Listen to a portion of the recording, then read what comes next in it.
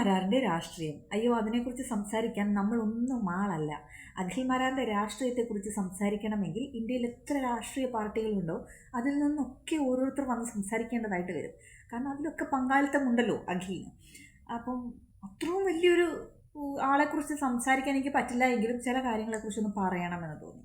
അവസാനമായിട്ട് അഖിൽ മാരാർ ഇങ്ങനെ റോക്കറ്റിൽ കയറി സ്പേസിലേക്ക് പോയത് 2020 മത്സരാർത്ഥിയായിട്ട് മത്സരിക്കാൻ പോകുന്നു എന്ന വാർത്തയിലൂടെയാണ്. വാർത്ത വന്നത് മാത്രമേ ഓർമ്മയുള്ളൂ. അതായത് കിറ്റക് സാബു അത് അനൗൺസ് ചെയ്തത് മാത്രമേ ഓർമ്മയുള്ളൂ. പിന്നെ അങ്ങോട്ട് ഒരൊറ്റ പോക്കിലായിരുന്നു. അതായത് അഖിൽ മാരാറിൻ്റെ നിലപാടുകളാണ് മുഖ്യം. എയറിൽ പോകാനുള്ള കാര്യം എന്ന് പറഞ്ഞാൽ നിലപാടുകളാണ്. അഖിൽ മാരാറിൻ്റെ വിചാരം എന്ന് പറഞ്ഞാൽ ഈ പൊങ്ങച്ചം പറയുന്നതും ജനങ്ങൾക്ക് തന്നെക്കുറിച്ച് വളരെ നല്ല അഭിപ്രായം ഉണ്ട് എന്ന് തൻ്റെ ഉള്ളിലുള്ള തോന്നലുകളുമാണ് തൻ്റെ നിലപാടെന്നാണ് അദ്ദേഹം വിചാരിച്ചിരിക്കുന്നത്. അതുകൊണ്ട് തന്നെ കണ്ണി കാണുന്ന ഏത് മൈക്കിലും തൂങ്ങി പിടിച്ചുകൊണ്ട് എനിക്ക് ഇത്ര ജനപിന്തുണയുള്ള ഒരാളാണെന്നും ബിഗ് ബോസ് പോലുള്ളൊരു റിയാലിറ്റി ഷോയിൽ മത്സരിച്ചത് കൊണ്ട് തൃക്കാക്കരയിൽ ശ്രീമതി ഉമ തോമസിനെതിരെ വൻ വിജയമായിരിക്കും എന്നുള്ള നിലപാടുകളൊക്കെ പറഞ്ഞ് ഭൂമിയിലൊന്നും ആയിരുന്നില്ല. നിലം തൊടാതെ ഇങ്ങനെ പറക്കുകയായിരുന്നു. പറന്നാണ് റിസൾട്ട് വന്നപ്പോൾ അങ്ങ് വല്ലാണ്ട് പറന്ന് നിലത്തിടിച്ച് വീണത്. അപ്പോൾ പുള്ളിക്കാരൻ ഈ പ്രവർത്തനത്തിൻ്റെയൊക്കെ ഇടയ്ക്ക് ഇങ്ങനെ പറയുമായിരുന്നു, എവിടെയോ പ്രവർത്തനത്തിന് പോയപ്പോൾ ഇലക്ഷനോടനുബന്ധിച്ച് പ്രവർത്തനങ്ങളൊക്കെ ഉണ്ടല്ലോ സ്ഥാനാർത്ഥികൾക്ക്. അപ്പോൾ പുള്ളി പ്രവർത്തനത്തിന് പോയപ്പം തൊട്ടടുത്ത് കുറച്ച് പേർ നിന്ന് സംസാരിക്കുന്നു, അത്രേ BJP പ്രവർത്തകർ നിന്ന് സംസാരിക്കുന്നു.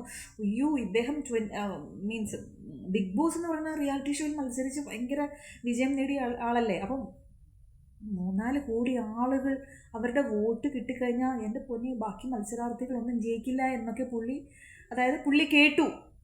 അതുകൊണ്ട് ഉമാ തോമസ് വളരെ ദയനീയമായി പരാജയപ്പെടുമെന്നും ആലോചിക്കണം. തൃക്കാക്കര എന്നുള്ളത് കോൺഗ്രസിൻ്റെ കേന്ദ്രമാണ്.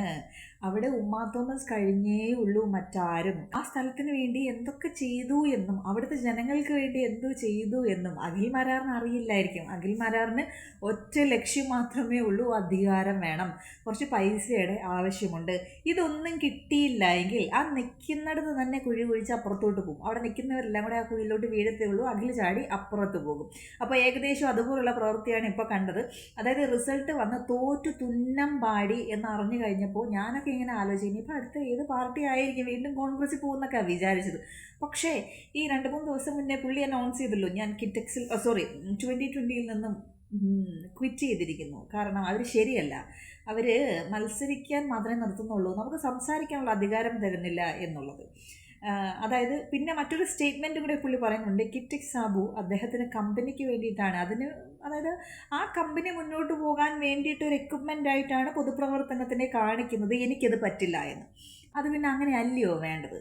നമ്മളൊരു ബിസിനസ് സ്റ്റാർട്ട് ചെയ്ത് കഴിഞ്ഞാൽ നമുക്ക് രാഷ്ട്രീയവും ചാരിറ്റിയും ഒക്കെ ഉണ്ടാവും എന്ന് കരുതി ബിസിനസ് അങ്ങോട്ട് മാറ്റി വെച്ച് ഫുൾ ടൈം ഇതിനു വേണ്ടിയിട്ട് മാത്രം നിന്ന് കഴിഞ്ഞാൽ ഈ ചാരിറ്റിയും പൊതുപ്രവർത്തനവും ചെയ്യാനുള്ള ഫണ്ട് നമുക്ക് വേണ്ടേ? അതിനൊക്കെ അപ്പുറത്തേക്ക് കിറ്റക് സാബു എന്ന് പറഞ്ഞു കഴിഞ്ഞാൽ അദ്ദേഹം ഒരു ബിസിനസ് മാഗ്നറ്റാണ്. വർഷങ്ങളായിട്ട് ആ ഒരു കമ്പനി, അദ്ദേഹത്തിൻ്റെ ഫാദറാണ് ആ ഒരു കമ്പനി സ്റ്റാർട്ട് ചെയ്ത്, Anna aluminium, Kitex Saras, Chackson thermal cooker, ഇതൊക്കെ എല്ലാവർക്കും അറിയായിരിക്കും.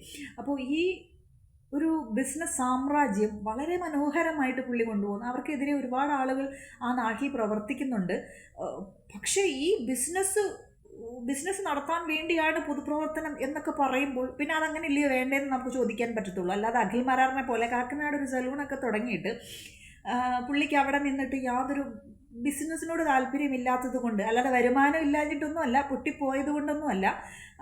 കാക്കനാട് നല്ലൊരു പോയിന്റിൽ മാരാർ സലൂൺ എന്ന് പറഞ്ഞിട്ടൊരു സലൂൺ തുടങ്ങിയിട്ട് പുള്ളിക്ക് അവിടെ നിൽക്കാൻ പറ്റാത്തതുകൊണ്ട് പുള്ളിയുടെ ഇഷ്ടം ഈ ജനങ്ങളെ സേവിക്കുക എന്നുള്ളതായതുകൊണ്ട് പൊതുപ്രവർത്തനം നടത്താൻ എല്ലാവർക്കും പറ്റുമോ? അത്രമാത്രം നല്ല ശുദ്ധ ഹൃദയം അഖിൽ മാരാറിനെ പോലെ എല്ലാവർക്കും കിട്ടണമെന്നുണ്ടോ? അതായത് ഈ അഖിൽ മാരാർ എന്ന് പറയുന്ന വ്യക്തി ഈ സലൂൺ തുടങ്ങി മറ്റ് ബിസിനസ് കാര്യങ്ങളൊക്കെ ചെയ്യുന്നു, ഇതിലൊന്നും ശ്രദ്ധിക്കാതെ പുള്ളി വീണ്ടും പൊതുപ്രവർത്തനത്തിലേക്ക് ചാടുന്നു. ഞാൻ പറഞ്ഞല്ലോ, മുതിർന്ന പൗരന്മാർക്ക് ഇഷ്ടമുള്ള കാര്യങ്ങൾ ഇഷ്ടമുള്ളപ്പോൾ ചെയ്യാം, പക്ഷേ നിലപാട് എന്നൊരു കാര്യം ഉണ്ടായിരിക്കേണ്ടത് അത്യാവശ്യമാണ്.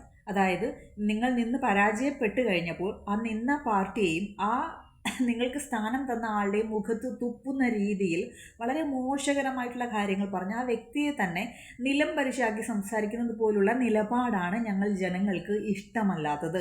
നിങ്ങൾക്ക് ഇത്രയും മാത്രം പറഞ്ഞാൽ മതിയായിരുന്നു. നിങ്ങൾക്ക് ആ രാഷ്ട്രീയ പാർട്ടിയും അല്ലെങ്കിൽ അവരുടെ ചില കാര്യങ്ങളോടും യോജിച്ചു പോകാൻ പറ്റാത്തത് കൊണ്ട് ഞാൻ അവിടെ നിന്ന് ക്വിറ്റ് ചെയ്യുന്നു എന്ന് പറഞ്ഞു കഴിഞ്ഞിരുന്നുവെങ്കിൽ നിങ്ങളുടെ മാന്യത ഞങ്ങൾക്ക് കാണാൻ പറ്റുമായിരുന്നു. പക്ഷേ നിങ്ങൾ ആ പറഞ്ഞ കുറേ അൺനെസസറി അൺവാണ്ടഡ് റീസൺസ് ഉണ്ട്. ഈ ചെറിയ കുഞ്ഞു പിള്ളേർ സ്കൂളിൽ പോകാൻ മടിയായിട്ട് പിറ്റേ ദിവസം സ്കൂളിൽ പോകാതിരുന്നിട്ട് അടുത്ത ദിവസം ക്ലാസ് ചെന്നിട്ട് മിസ്സ് ചോദിക്കും എന്ത് പറ്റിയെന്ന് ചോദിക്കുമ്പോൾ കുറച്ച് വേദന, പല്ല് വേദന, വയറ് വേദന, വൈകിട്ടാകുമ്പോൾ തലവേദനയായിട്ട് മാറും. 4ാമത്തെ പ്രാവശ്യം ചോദിച്ചു കഴിഞ്ഞാൽ പിന്നെ അത് ലൂസ് മോഷൻ ആണെന്ന് പറയും. അപ്പോൾ ഇതുപോലെ അൺനെസസറി ആൻഡ് അൺവാണ്ടഡ് റീസൺ, കാരണം അവരുടെ ബിസിനസ് സാമ്രാജ്യത്തിൻ്റെ മാനേജറായിട്ടോ CFO ആയിട്ടൊന്നും അല്ല നിങ്ങളെ അവർ നിയമിച്ചത്.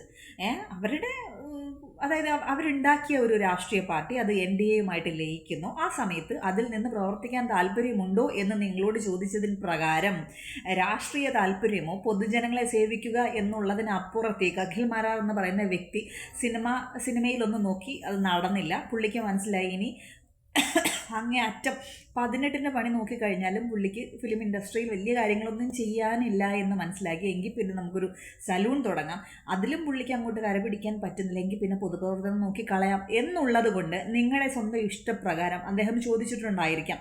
പക്ഷെ അത് ആ ഒരു തീരുമാനം എടുക്കണോ വേണ്ടയോ അതുപോലെ ഭാരിച്ച ഒരു ചുമതല, അതും ആ സമയത്ത് ഇലക്ഷൻ നടക്കാൻ പോവുകയാണ്.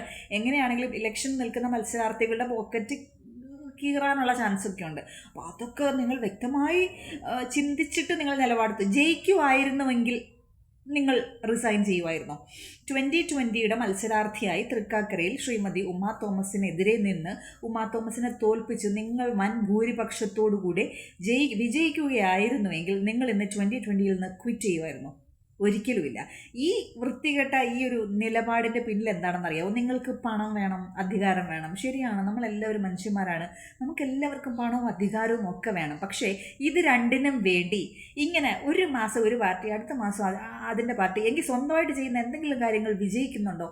അതുമില്ല. സ്വന്തം കാര്യങ്ങളെല്ലാം ഇങ്ങനെ അധംപതിപ്പിച്ചതിന് ശേഷം മറ്റുള്ളവരെ കുറ്റം പറഞ്ഞിട്ട് വല്ല കാര്യം വർഷങ്ങൾ കൊണ്ട് വളരെ വിജയകരമായിട്ട് പോകുന്ന കമ്പനികളാണ്. ഞാൻ നേരത്തെ പറഞ്ഞതുപോലെ കിറ്റെക്സ് ആണെങ്കിലും സാറാസ് ആണെങ്കിലും ഈ ചാക്സൺ തെർമൽ കുക്കർ ആണെങ്കിലും അന്ന അലൂമിനിയം, ഇതൊക്കെ എന്നിട്ട് അവരെ കുറ്റം പറയുന്നു. പുള്ളിക്ക് ആ കമ്പനി മുന്നോട്ട് കൊണ്ടുപോകാൻ വേണ്ടിയിട്ട് തുടങ്ങി വെച്ച ഒരു ആശയമാണ് ഈ പൊതുപ്രവർത്തനം 2020 എന്നൊരു രാഷ്ട്രീയ പാർട്ടി.